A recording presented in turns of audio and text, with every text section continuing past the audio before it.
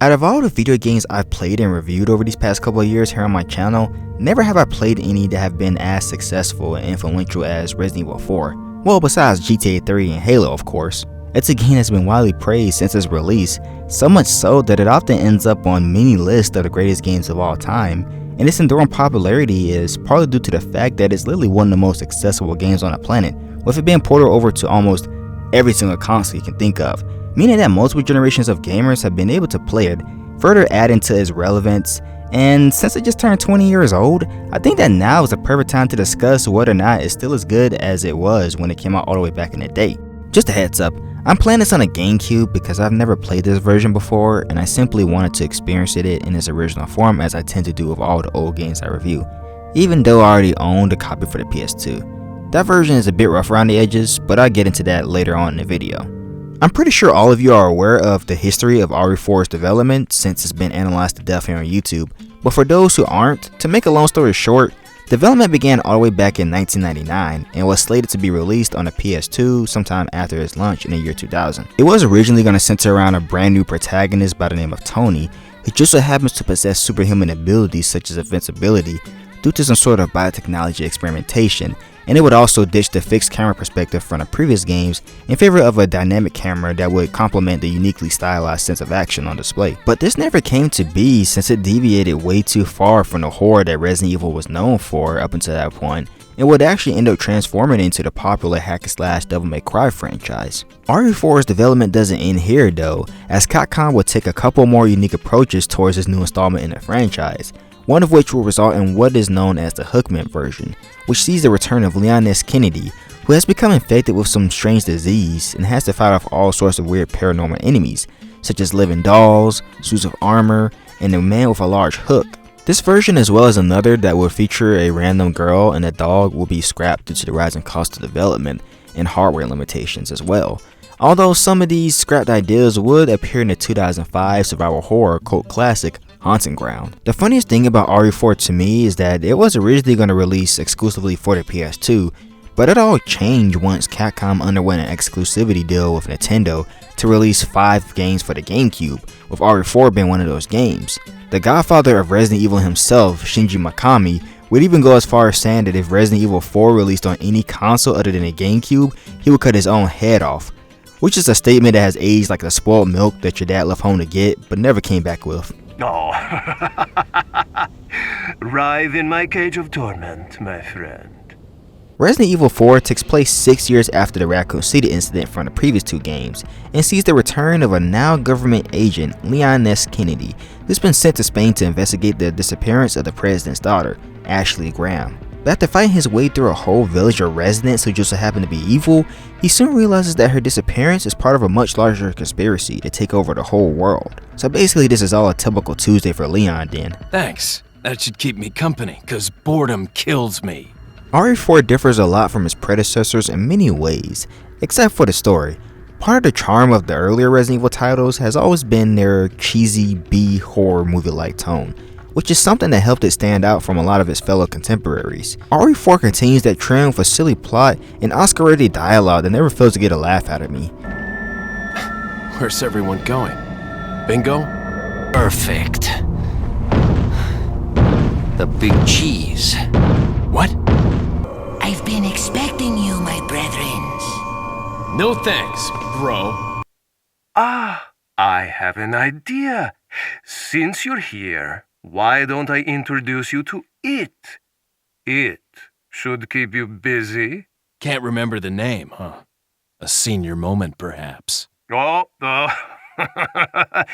Enjoy the fun. Yeah, the dialogue here is exactly what you'd expect out of a cheesy action movie, and just like those types of movies, Resident Evil 4 doesn't take itself all too seriously. There are some serious moments, but even those tend to have something in them that prevents me from taking them seriously. I think you've lived long enough. Let's see if you can survive this time.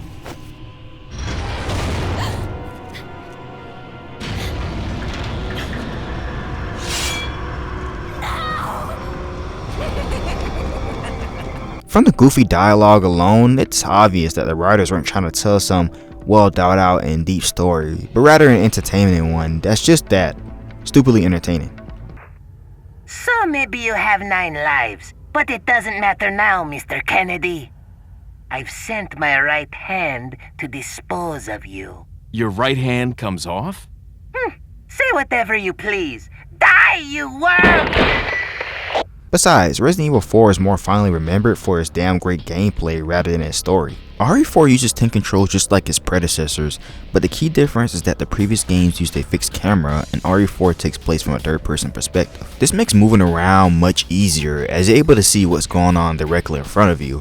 Yeah, it kinda sucks that you're not able to move and shoot at the same time, but that kinda plays into the tense survival horror aspect of the game. If you were able to run and gun down ganados left and right, then that would really kill a lot of the tension in most of the crazy scenarios you find yourself in. Running, stopping to shoot a few ganados, and running away to create some more distance between yourself and them makes for a much more engaging experience, since it requires a lot more skill than simply dodging and strafing, in my opinion. Well, I really don't give a damn. Rain or shine, you're going down. Stopping and standing your ground does make you a lot more prone to being attacked and taking damage, which is where Leon's infamous roundhouse kicks and suplexes come into action. These badass actions will always come in handy whenever you find yourself being swarmed by a group of ganados. Just shoot them in the face and they'll become stunned for a moment, and you can roundhouse kick them into oblivion with the simple press of a button. It's only once you make it to the castle when you're able to suplex crazy cult members like you're in the WWE. Popping in the knees and they'll fall down, giving you the perfect opportunity to go in for the kill. And man, doing this never gets old whatsoever. There's also these quick time events scattered all throughout the game, usually appearing whenever you've been held in a chokehold by enemies or in pretty much every boss fight. This may not seem like a big deal now since it's pretty much the norm in every corner of gaming, but back then, there weren't that many games that had these QTEs in them. RE4 wasn't the first game to implement them, but it sure helped popularize the use of them. And unlike some modern games where if you fail to press the right buttons, you don't die or get punished, you actually die and get severely punished here. And I sincerely applaud the devs for going out of their way to actually animate Leon's death in each of these. Some of the most notable QTEs in no particular order are of Leon running from the giant boulders instead of punching them like a real man, cutting the giant parasite and El Gigante's back, dodging attacks from powerful enemies such as Verdugo and U3, dodging these deadly lasers that lead to Sadler's throne room, which is something that was ripped straight out of the first live-action Resident Evil movie and quite possibly the most absurd of them all, outrunning a giant statue of Salazar. Is this thing being controlled by Salazar himself? Is it infected with Las Plagas? I don't know, and I really don't care, to be honest. It's just so goddamn hilarious to watch unfold.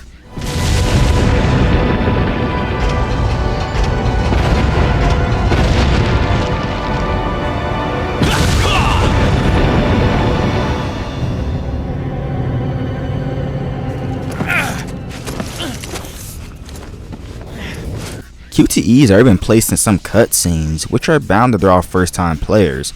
And despite playing this game multiple times, I even still get caught off guard sometimes when I'm taking a sip from my drink or eating some snacks. This was intentionally done by the developers to keep players engaged at all times, because some players, such as myself, will be a bit distracted while cutscenes are playing out, and inserting QTEs sparsely here and there is a surefire way to hold their attention. Over here, stranger. Got something that might interest you. Throughout your journey, there's a mysterious man, known simply as the Merchant, that supplies you with everything you need, from weapons and their respective upgrades, to healing items, and to a bigger attaché case, so that you can increase your inventory size. But perhaps the most useful item to buy has to be the treasure map, which is something that's available once you progress through each major part of the game. The treasure map is exactly what it is, a special map that allows you to find all the major treasures in the game, and these treasures are really expensive and can be sold at a high price if you're smart, because some can be combined with other treasures, therefore doubling or even tripling its original value. I'll buy it at a high price. Thank you. When it comes to the weapons, you have your standard handguns such as the Red 9, Blacktail, and a Punisher, the last of which you can get for free by shooting 10 or more of these blue medallions in the village. There's shotguns such as the standard one you find early on, but there's also more powerful ones such as the riot gun and striker, There's snipers such as the rifle and semi-auto, both of which can easily blow off anyone's head. Some machine guns such as the TMP, which I personally never find any use for. And last but not least, there's the heavy hitters such as the rocket launcher and mine door, with both being pretty expensive to obtain, but once you get them, you'll soon realize that it was money well spent.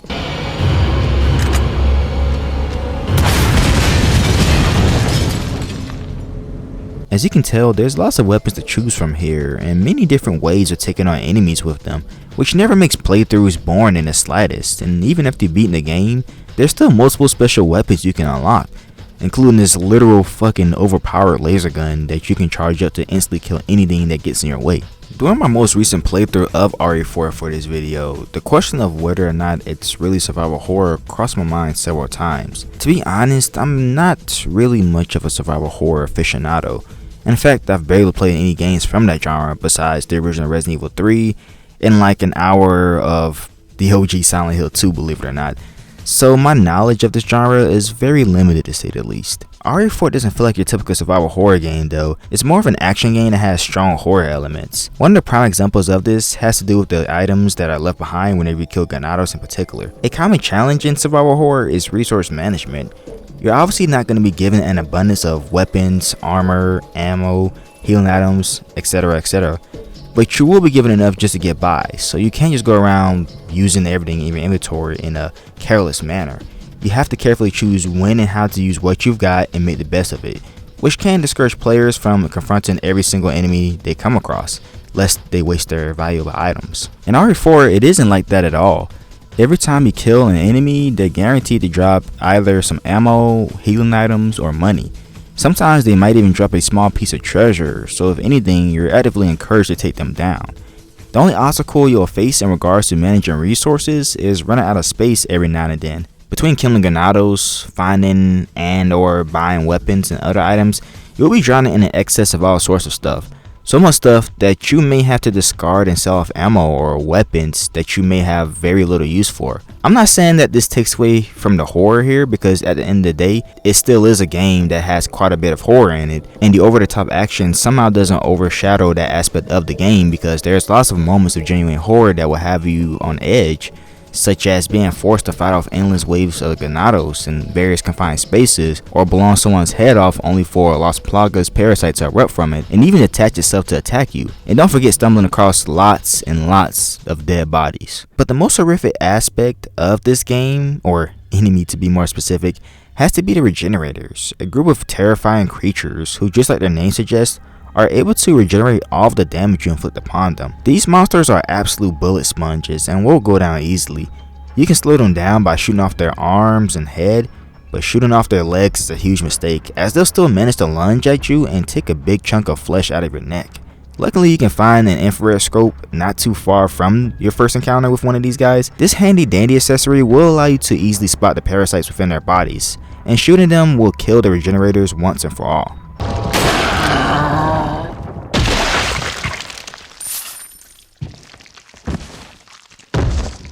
These guys aren't terrifying because they can easily regenerate anything you throw at them, but rather because their presence alone is much more menacing compared to all of the other enemies you face off against.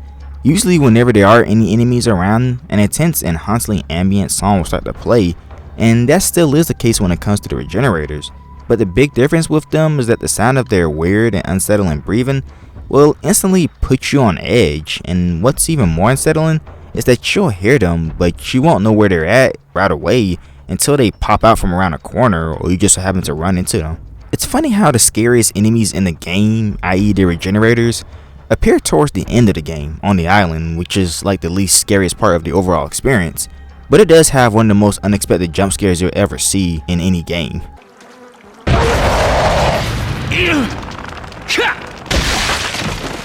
RE4 is a pretty lengthy game, as it'll most likely take you between 15 to 20 hours to complete it, or maybe less if you don't care to spend extra time looking for hidden treasures and messing around like I do. This overall runtime pretty much reflects the fact that you're in for one long ride, as the journey starts out at this small village that then transitions to this massive castle halfway through your playthrough, with the third and final area being this large barren island. To give my quick thoughts on each of these places, the village is the strongest part of the game here in terms of atmosphere alone, because it really does a great job of establishing this foreboding and suspenseful tone that's not really as present in later parts of the game. There's hints of action here and there, but it feels a lot more subdued compared to later parts of the game, like you're being slowly eased into what's to come, which is quite the effective setup for what's to come next.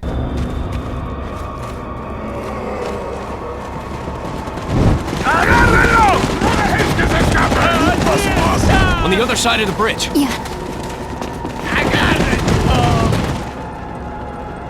This is really when RE4 starts to hit its stride. Things begin escalating and getting out of hand at a rapid fire pace. Instead of fighting off hostile villagers, you're now up against deranged members of a mysterious cult that's known as the Los Illuminados. One second you have to defend yourself as well as Ashy from them in this large water room, and the next second you're navigating a maze filled with rabid, plagas affected wolves, and then barely dodging a hell of bullets from a Gatling gun.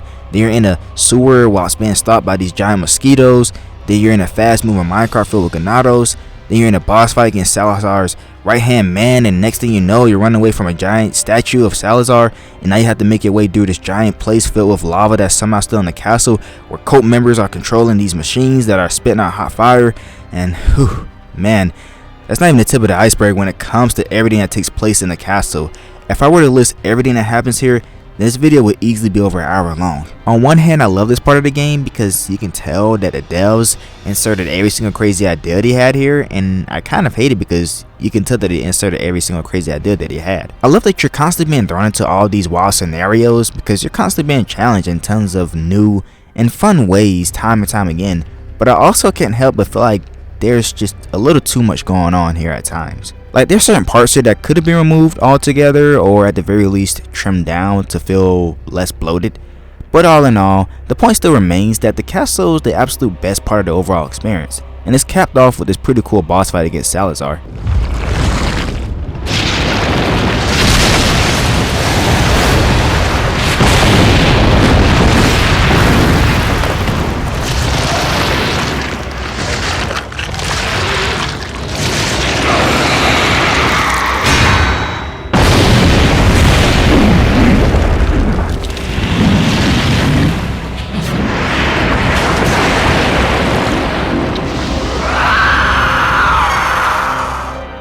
Monsters. Guess after this there'll be one less to worry about.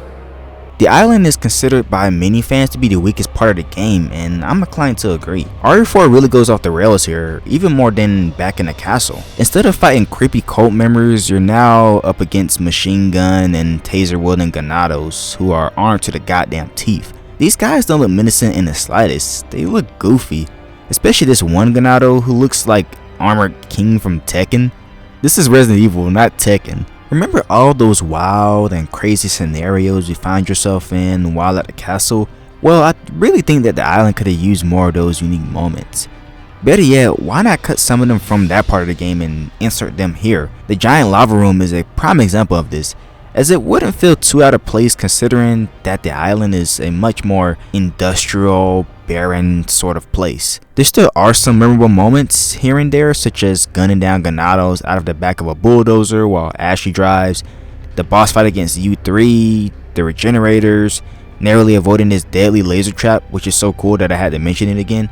And there's also both boss fights against Leon's former partner, Krauser, one of which is basically one long quick time event, and the other is so easy that once you figure out his weakness, it becomes an absolute cakewalk. And speaking of weak and easy, the final boss fight against Sattler is a huge letdown. You're given plenty of room, as a matter of fact, too much room to run away from him. And he also moves kind of slow, so you can easily deal a good amount of damage to him from afar. And to make things even easier than they already are, you can stun him by shooting the eyeballs on each of his spider-like legs, which will give you the chance to stab it. And once you do that a couple of times, you'll be given a rocket launcher, courtesy of Ada, in order to finish him off once and for all.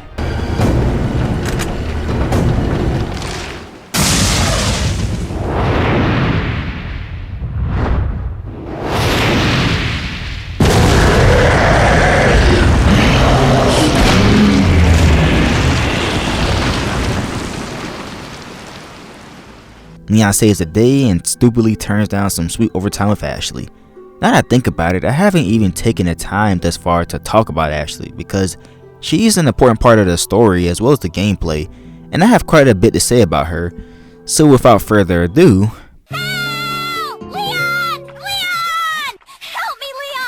so we all know that the original Resident Evil 4 has been praised to the high heavens by gamers from all walks of life.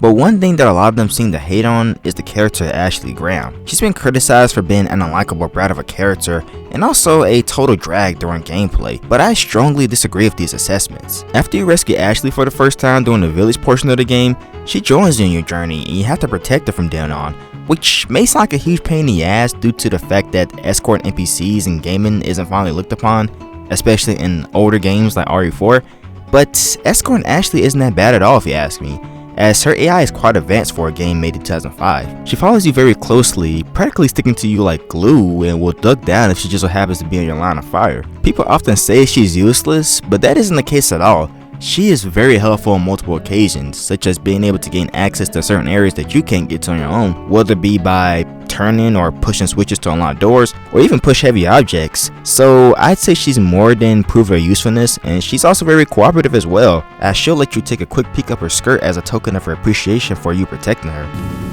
Hey, what are you looking at? And besides, she's the president's daughter, not some badass femme fatale like Ada. She's just a young, preppy college student who's used to being guarded by security personnel 24/7. And considering that whenever we as a player get to briefly control her in a level, and she's not able to punch, kick, or even suplex enemies, unless you're playing the Japanese version for the GameCube, I think it's safe to say that she hasn't had any real practice whenever it comes to self-defense. If I had to describe Ashley in a few words, it'd be smart, attentive, and a bit sassy. Smart and attentive in the sense that she's always the first one to notice trouble brewing around her and Leon, as well as informing him of potential solutions in order to counteract them, such as shooting this barrel full of explosives in order to take out all of these ganados, or shooting these giant boulders to slow down El Gigante. I also never understood why people say she's an annoying brat though, because I never get that vibe from her. Like, yeah, her cries of help are pretty annoying, but if you're constantly hearing her scream all throughout your playthroughs, then you're clearly doing something wrong, because I rarely ever hear her scream.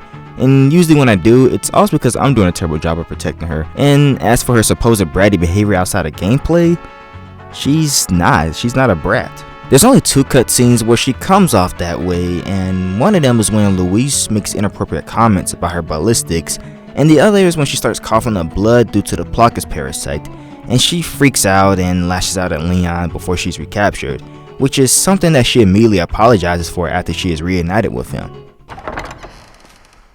Leon! Ashley! You did good. I'm sorry if I was... Oh, don't worry about it. Come on, let's move on.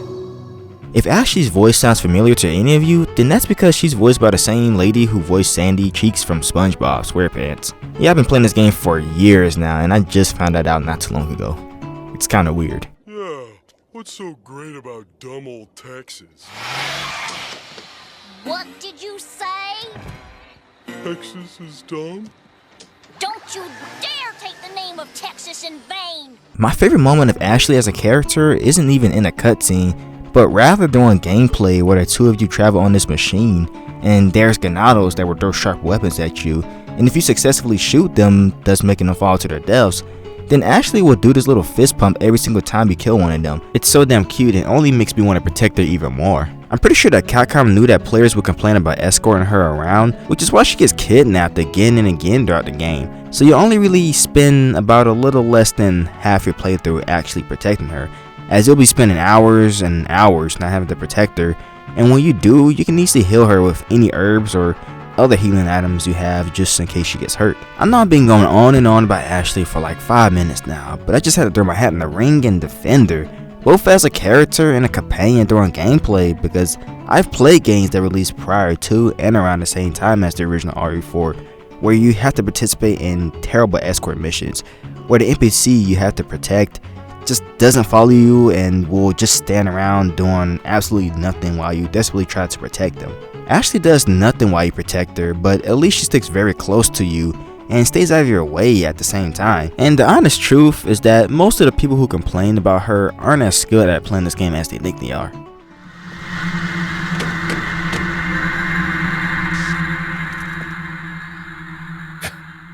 amateurs.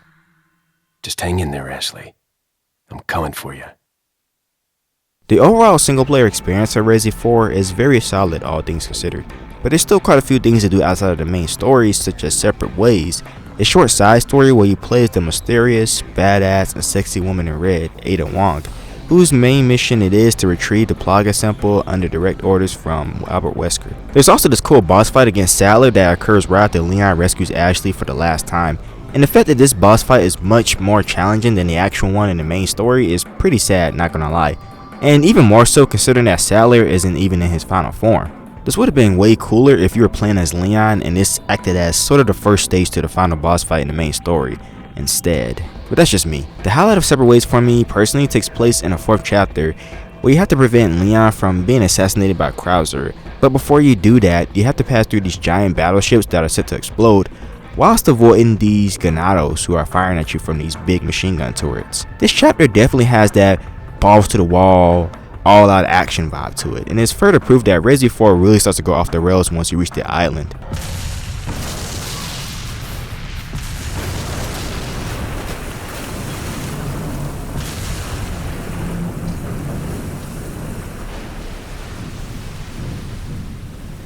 Separate Ways is a pretty neat addition to the game, especially since it's pretty short in length, taking anywhere between 4 to 5 hours to get through.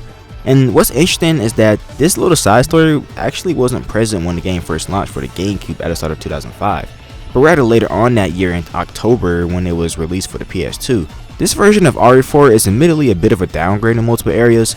The graphics don't look as clean as the GameCube's, with most textures as well as character models being a much lower resolution, and the sound quality is much worse here, as everything sounds more compressed and not nearly as clear as other versions, and that's such a shame because one of RE4's biggest strengths lies in the sound quality. Whenever enemies are nearby you, you'll always hear either their footsteps or them talking or even just throwing weapons. I think these issues are things that anyone could look past because not every single port of any video game will be the exact same.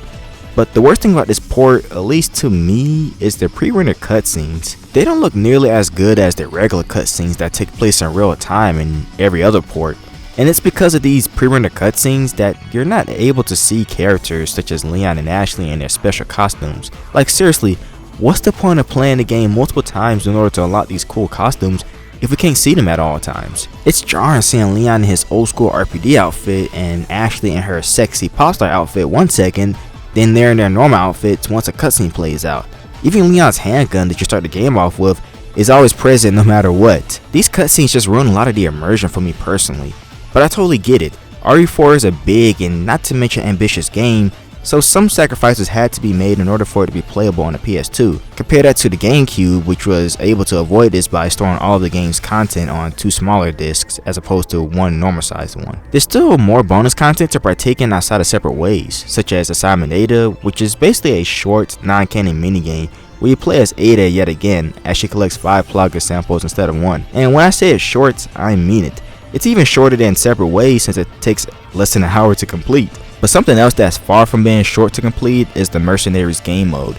The Mercenaries first made its debut in the previous entry, Resident Evil 3 Nemesis, and in it you basically kill as many enemies as you can before either time runs out or you die. There's 5 different characters you can play as: Leon, Ada, Krauser, Wesker, and Hunk, all of which have their own unique weapon, and there's also 4 different maps you can choose to play on. Killing enemies nets you more points, and you can extend your playtime by collecting these time capsules, usually for about an additional 30 seconds. I won't go much further into the Mercenaries, mainly because I don't really play it all that often despite how good it is, but it's a really fun side activity as you can probably tell. You're guaranteed to get possibly hundreds of hours of fun out of this if you've already enjoyed playing through everything else.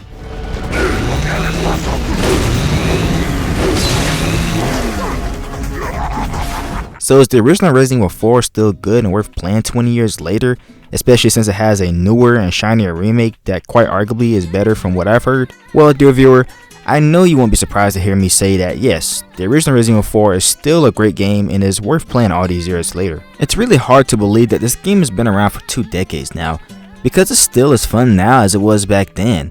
It has great level design, great enemy variety, great gunplay, great music, great action with a mix of decent horror, and lots of great bonus and unlockable content. This game is still really great all things considered, and it still feels great to play. I know there's a small minority of the Resident Evil fan base and other gamers in general who criticize this game for aging poorly due to having 10 controls and not being able to shoot and walk simultaneously, and while that may be the case depending on who you ask, it isn't for me. There's a reason why people still play the original Resident Evil 4 and make videos talking about it to this very day. It's simply put a fun and, more importantly, influential game that set a lot of trends in gaming for the following generations after it, and that is why it's still great and why you should play it now more than ever if you haven't in a long time or never played it before. So the original Resident Evil 4, what are you guys' thoughts on it? Do you even still play it, especially now that its remake has been out for almost 2 years? Damn, time flies by. Well, thanks to all of you who have stayed to the end of this long video to hear what I have to say. I really appreciate it. Stay earnest, stay sensational, stay colorful, and continue to consume media that brings you absolute joy. Until next time. Hunnigan, is that you? Finally, the line's jack-free. Hey, Hunnigan, no glasses. Forget the glasses. What's the status of the mission? I've rescued the subject. We're returning home. You did it, Leon. Thanks. You know, you're kind of cute without those glasses. Give me your number when I get back. May I remind you that you're still on duty? Story of my life.